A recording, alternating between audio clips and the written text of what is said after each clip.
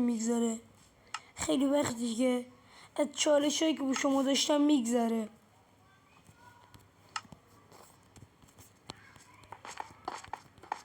خیلی وقت بازی کردم اما شما فقط همینا رو نمیخواستید.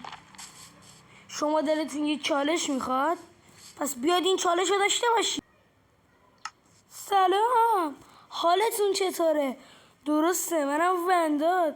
امروز اومدیم با یه چالش مایکرافتی دیگه. آماده اید؟ بزن بریم. من امروز براتون این چالش آماده کردم. چالش شما اینه. خب شما خیلی دلتون یه چیز بزرگتر از یه ویدیو مایکرافت میخواست، برای همین من یه چالش آماده کردم براتون. یه گروه میزنیم به اسم گروه ونداد گیمر. اونا که دوستان توی این گروه باشن حتما چنلمون رو سابسکرایب کنن و چالش هایی که من میگم رو انجام بدن. چالش اینه که اگه میخوای یه گیمر خیلی ماهر بشین باید این چالش ها رو تو بازی مایکرافت انجام بدی. من این چالش ها رو بهتون میدم هر روز مثل رفتن به باشگاه میمونه، فقط توی مایکرافت چیزایی که میگم رو انجام میدید. آماده اید که بریم؟ بزن برید. برای مثال چالش امروزتون اینه که برین و یه دایمند پیدا کنید. اگه دایمند رو پیدا کردید یعنی چالشتون رو انجام دادید.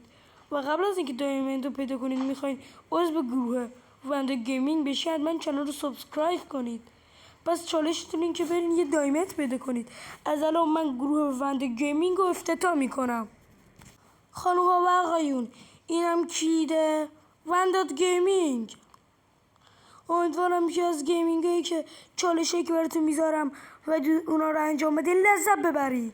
خانم هم و آقایون، ونداد هستم از اتاق کارم در مایکرافت گزارش میکنم. من همین الان گروه ونداد گیمینگ رو افتتاح میکنم. چالشتون اینه، چالش امروزتون بریم و یه دایمند خوشمزه پیدا کنید. اگه تونستین پیدا کنید تو کامنت ها برام بگید که تونستین پیدا کنید.